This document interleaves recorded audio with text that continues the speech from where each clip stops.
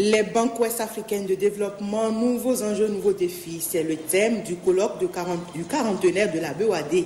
Il s'est tenu du 13 au 14 novembre dernier à Lomé. Retour sur les temps forts dans ce journal.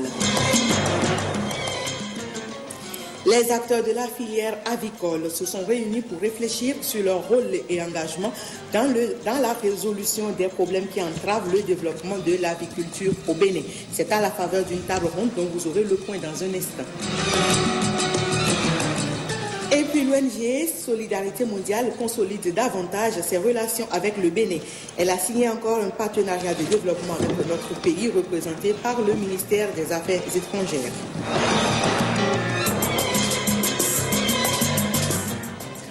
Voilà pour le sommaire. Bonjour mesdames, messieurs. Très heureuse de vous retrouver ce dimanche 17 novembre 2013 et de vous savoir toujours fidèle au rendez-vous de l'information sur la télévision nationale. Lomé, la capitale togolaise, a vibré au rythme du quarantenaire de la Banque ouest-africaine de développement, la BOAD. L'événement a été célébré les 13 et 14 novembre dernier en présence des chefs d'État des pays membres de l'UEMOA ainsi que des partenaires à divers niveaux de l'institution bancaire. Ce colloque international a été placé sous le thème « Les banques ouest-africaines de développement, nouveaux enjeux, nouveaux défis ». Reportage. Après 40 ans d'existence, la BOAD, la Banque ouest-africaine de développement, s'engage à rénover dans ses programmes d'appui au développement des pays. Les banques sous-régionales de développement, nouveaux enjeux, nouveaux défis, c'est le thème du colloque organisé dans le cadre de la célébration de son quarantenaire. Un colloque de 48 heures qui a réuni à Lomé, la capitale du Togo, où se trouve justement le siège de l'institution bancaire, tous les pays membres de l'UEMOA bénéficiaires des appuis de la BOAD.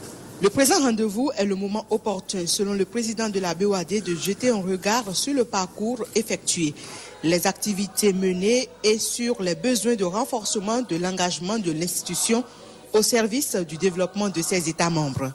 La mission assignée à la BOAD depuis sa création par les pères fondateurs, à savoir promouvoir le développement équilibré de ses États membres et réaliser l'intégration économique de l'Afrique de l'Ouest, reste plus que jamais d'actualité. Créée en effet depuis 1973 et devenue opérationnelle en 1976, la BOAD intervient au Bénin, au Burkina Faso, en Côte d'Ivoire, en Guinée-Bissau, au Mali, au Niger, au Sénégal, puis au Togo où se situe son siège. En 40 années, la BOAD a marqué durablement le Togo et en retour, le parcours du Togo à travers sa quête permanente de stabilité, a laissé ses empreintes dans l'histoire de notre institution commune.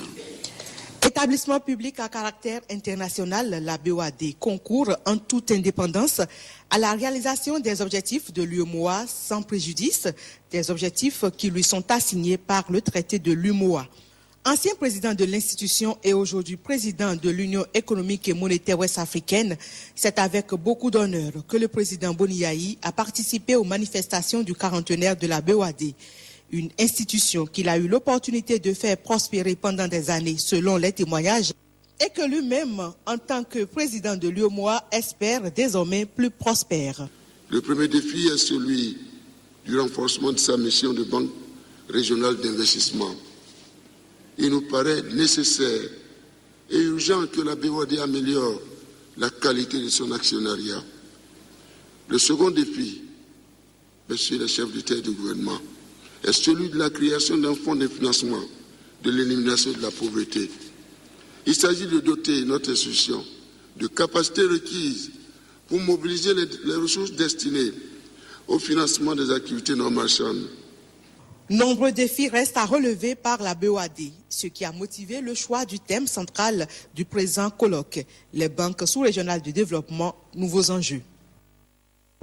Plusieurs conférences, débats organisés sur l'énergie, la sécurité alimentaire, l'accès à l'eau potable ou encore aux services financiers ont meublé ce colloque international de la BOAD. Suivons à présent quelques extraits des propos recueillis à l'issue de cette rencontre.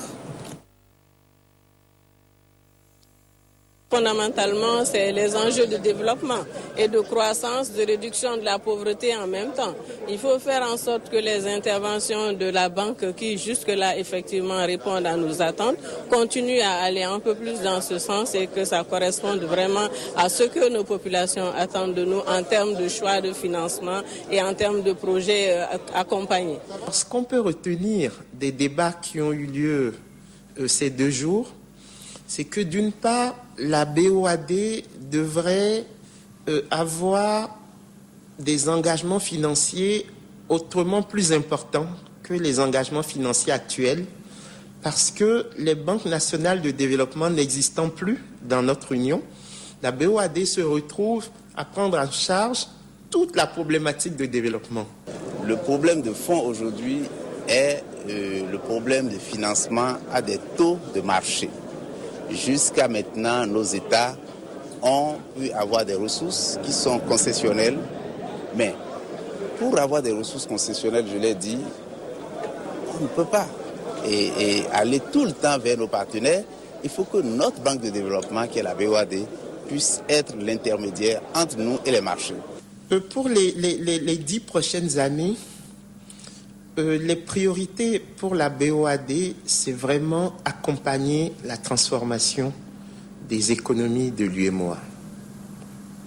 Nous ne pouvons pas continuer notre insertion primaire au sein du commerce international. Le Bénin fait du coton, il exporte la fibre. Le Togo fait du coton, il exporte la fibre. Le Mali fait la même chose, le Burkina fait la même chose. Et nous ne pouvons même pas échanger nos cotons puisqu'il s'agit des mêmes cotons. Donc, la part du commerce intra-régional dans notre zone, elle arrive péniblement à 15%. Dans la zone euro, c'est 60%. Donc, ça veut dire que si nous avons la même monnaie, c'est parce que nous échangeons entre nous. Si nous n'échangeons pas entre nous, il n'y a aucune raison que nous partagions la même monnaie. Donc, ce qu'on attend de la BOAD, c'est d'aider les économies à développer la valeur, à remonter les chaînes de valeur, à créer des emplois, à devenir plus compétitives. Aujourd'hui, nous sommes dans le monde de l'économie numérique. Et que je sache, la BOAD n'intervient pas encore beaucoup dans le domaine de l'économie numérique, qui est un domaine où il y a du travail pour la jeunesse. Troisième congrès ordinaire de l'amicale des retraités des douanes béninoises. La rencontre a été initiée le vendredi dernier à Cotonou et a été placée sous le signe de l'unité et de la solidarité. Les travaux lancés à la faveur de ce congrès ont ainsi offert aux membres de l'amicale l'occasion de redéfinir les bases de leur association. Les détails, c'est avec Huguette Mondelo. Le 3e congrès ordinaire de l'amicale des retraités des douanes béninoises a été l'occasion pour le président de l'amicale de rendre hommage à un jeune inspecteur des douanes. Avec l'indigence de tous les autres, disais-je,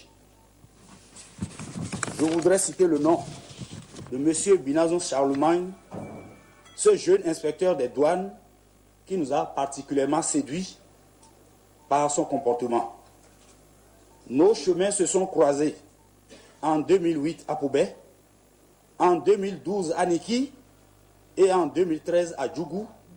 Et à chaque occasion, il a fait montre d'une exceptionnelle générosité à notre égard. Pour tous ses collègues, bienheureux bienfaiteurs, l'esprit de corps n'est pas un simple slogan, mais c'est bel et bien un comportement. Notre souhait est que ces bons exemples soient suivis par tous les autres, afin que la nécessaire passerelle qui doit exister entre les anciens et les plus jeunes se renforce. Les associations sœurs qui ont fait le déplacement ont demandé aux membres de l'amicale de sceller l'esprit d'unité au sein de leur association. Le directeur des douanes a quant à lui demandé à ses collaborateurs de s'intéresser davantage aux activités de l'amicale. La retraite n'est pas une fin en soi.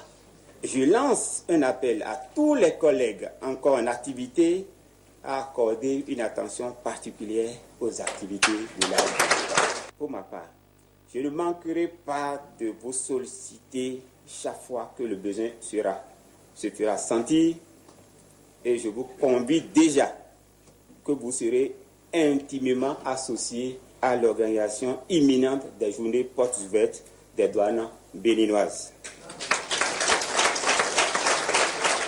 L'amicale des retraités des douanes béninoises existe depuis 13 ans. Le bureau actuel, dirigé par Théophile Nago, a été installé en 2010. Il sera reconduit ou remplacé à la fin des travaux. Rôle et engagement de chaque acteur pour une amélioration de la productivité et un accroissement de la production des œufs de table et de viande de volaille. C'est autour de ce thème que les professionnels du secteur avicole ont axé le vendredi dernier leur discussion. Il s'agit de trouver des solutions aux problèmes qui minent la filière avicole au Bénin, et c'était à la faveur d'une table ronde qui a eu lieu à Cotonou au Codiam du 15 au 16 novembre dernier. Les précisions, c'est avec Martial Guidigan. C'est une table ronde qui se veut un creuset d'échange entre les acteurs de la filière et les partenaires. 8 octobre 2011, 15 novembre 2013, un peu plus de 2 ans que l'interprofession a été portée sur les fonds baptismaux. Il était donc temps qu'elle se retrouve pour une réflexion de fond, une rencontre qui démontre la détermination des acteurs conscients des défis qui les attendent, car il est évident que les aviculteurs contribuent à la réduction de la pauvreté et assurent la sécurité alimentaire des populations. C'est pourquoi ils méritent d'être soutenus. Un plaidoyer plutôt. Les défis à relever sont connus et les objectifs à atteindre d'ici 2016 se présentent comme suit. Améliorer la productivité en renforçant les capacités de tous les acteurs pour évoluer vers une normalisation des produits. Accroître la production des œufs et de la viande de volaille afin de combler le déficit de 35% par rapport à la demande au plan local. Dégager un surplus de production, notamment de viande de volaille, en vue de prendre une place importante dans la réexportation vers le Nigeria entre 10 et 20%, pour donner progressivement une tendance baissière aux importations massives. Les défis ne sont pas moindres. Il faut améliorer la productivité et accroître la production. Mais pour y parvenir, il faut l'organiser, le structurer et le soutenir. La réponse la plus importante est déjà donnée par les acteurs eux-mêmes. Déjà, on peut noter la fierté avec laquelle le ministre de l'Agriculture est venu lancer les travaux de cette rencontre. Fatouma Amadou Djibril dit oui aux aspirations des aviculteurs. Mon ministère et moi-même en avons la pleine conviction. La présente table ronde vient à point nommé et il me paraît important de réfléchir avec beaucoup de pragmatisme. Le ministère de l'Agriculture, de l'Élevage et de la Pêche et tout le gouvernement attendent, dans le cadre de cette table ronde, des propositions de solutions réalistes et réalisables. En réaction, le gouvernement, à travers le MAEP et les autres ministères concernés, sauront déployer et orienter leurs accompagnements. Des mots qui, une fois traduits en actions concrètes, peuvent booster facilement l'économie béninoise. Le ministre en charge de l'énergie a effectué, lui, le jeudi dernier, une visite à Kraké-Daro, une localité située dans l'arrondissement de Séné-Kraké. Sur place, Barthélémy Kassa a transmis l'appui matériel et technique du gouvernement relativement aux travaux d'alimentation en eau potable et en énergie lancés dans cette localité par l'ONG CODEV Occitanie. Le ministre Kassa était accompagné à l'occasion d'une forte délégation. Le compte-rendu est signé Aurélie Sotonkekou. Ambiance d'allégresse générale à l'accueil de Barthélémy Kassa à Séné-Kraké. Le ministre de l'Énergie et de l'Eau est allé apporter aux populations de très bonnes nouvelles. Une dotation en lampadaire pour l'éclairage public et l'application du tarif promotionnel de 90 000 francs CFA pour les 150 premiers acquéreurs de compteurs électriques dans chaque village de l'arrondissement. Ça, c'est le cadeau de Yaïboni pour les fêtes de fin d'année. Le Wallonie. Et toute la population de Sénépo-Di vous est reconnaissante par rapport à la promptitude avec laquelle vous répondez à nos sollicitations. Non, monsieur le ministre, merci. Après la réalisation du projet, au moment du lancement, l'ambassadeur de France était venu. Et il se fait qu'aujourd'hui, avant de nous donner une bonne nouvelle, l'ambassadeur n'est pas là. C'est le ministre béninois qui est là pour donner une autre bonne nouvelle. Cet appui constitue l'accompagnement du gouvernement à l'ONG CODEV Occitanie qui intervient dans la localité dans le domaine de l'extension de réseaux électriques et de mise en place de bornes fontaines de distribution d'eau depuis 2005. Un réseau d'eau potable et un réseau d'alimentation électrique. Chaque réseau fait à peu près 12 km de long. En ce qui concerne le réseau d'eau potable, il y a 23 bornes fontaines. Mon idée au départ, c'était de faire de notre pays une ville lumière, parce qu'on y travaille chaque année. Nous avons commencé depuis 1996. Il fallait forcément que l'ONG reçoive les félicitations du chef de l'État aujourd'hui. À la suite des autorités locales, du médiateur de la République natif de la région, les responsables de l'ONG ont, au nom des populations, témoigné leur reconnaissance au gouvernement pour ses nombreuses actions en faveur de l'amélioration de leurs conditions de vie. Les élections des membres de la Chambre interdépartementale des métiers sont prévues pour se tenir courant mois de décembre. Le comité devant conduire ces élections a été installé à Cotonou par le ministre en charge de l'artisanat et du tourisme. Le compte rendu est signé Martial Guidiga. Il est créé un comité électoral national chargé de l'organisation des élections des membres de l'Assemblée consulaire des chambres interdépartementales. Ils étaient tous là pour donner l'exemple de la bonne organisation des élections professionnelles, les acteurs du secteur de l'artisanat. Ils sont connus et installés désormais, les 25 membres du comité électoral national devant conduire les élections consulaires des chambres de métiers avec une feuille de route convenue d'accord partis. 3 semaines, seulement 3 semaines pour doter pour la seconde fois le secteur d'instruments d'amélioration du partenariat public-privé, un renforcement pour le rayonnement de l'économie béninoise. Vous devrez notamment statuer sur toutes les questions relevant de vos attributions afin de vous assurer que vos délibérations et décisions sont conformes aux dispositions applicables et qu'elles ne sont pas de nature à altérer la sincérité du scrutin. Je voudrais que vous mettiez ce temps à profit, que vous travailliez sans désemparer pour que nous puissions, le sous-secteur de l'artisanat, que nous puissions donner l'exemple, que nous puissions montrer que nous sommes un sous-secteur très bien organisé. Il n'est l'ombre d'aucun doute que par la détermination et la disponibilité inconditionnelle des membres du comité électoral national, que le pari sera tenu à la satisfaction de tous. Les premières élections ont eu lieu en décembre 2008. Dès lors, on n'a pas vu le temps passer. Mais l'envergure des élections provoque la caution des uns et des autres. Nous devons convier tous les artisans à divers niveaux où ils se trouvent de jouer à leur tour leur partition.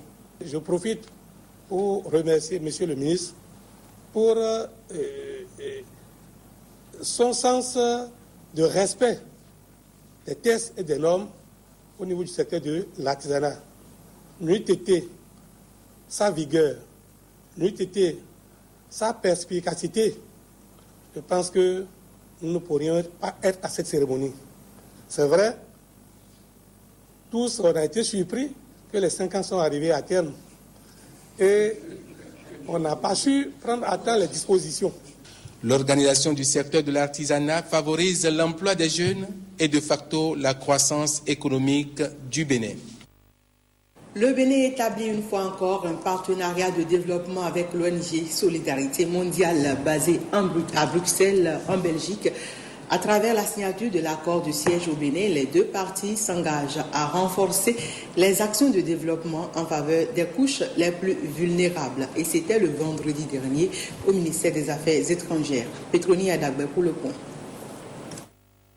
C'est en 1998 que le Bénin a signé pour la première fois un accord de siège avec l'ONG Solidarité mondiale.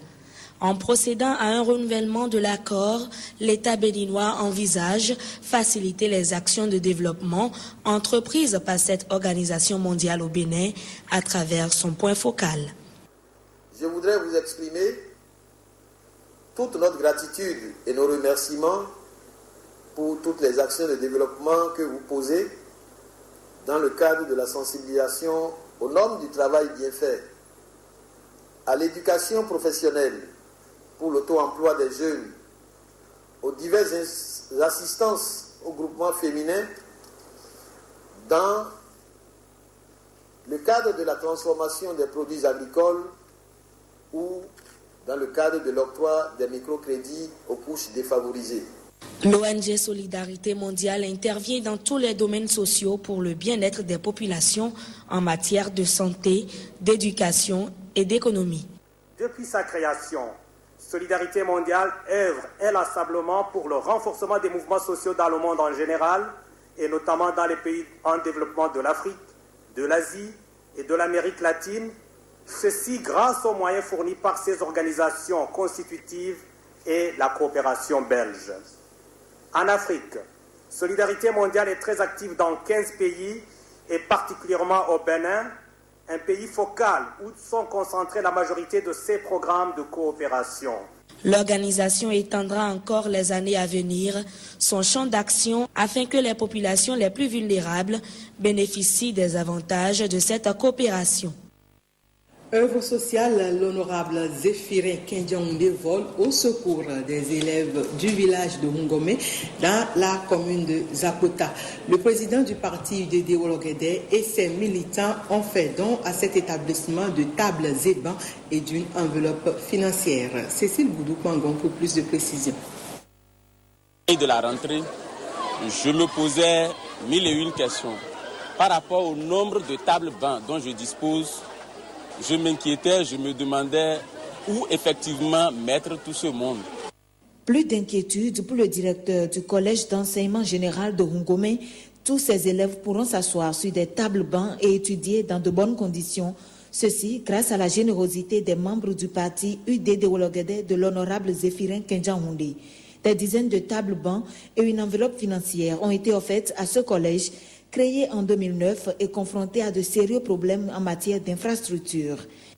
Permettez-moi de vous dire que nous asseyons à 3, parfois à 4 sur une même table. Votre généreux don est très salutaire pour nous.